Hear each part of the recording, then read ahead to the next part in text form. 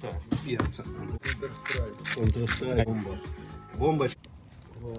Горит. Туда кидаем. Вот это бомбочки. Картошка с мясом, а вот это ребра. Не, смотри, что. Да, с кровью, с мясом. Не дымом. Готово? Я думаю, нет. Дом горит, ребята, спасать надо. Все снимают, а спасать надо. Смотрите, Макса насилуют. Давай на фоне хотя бы домов. Дикий кот пришел.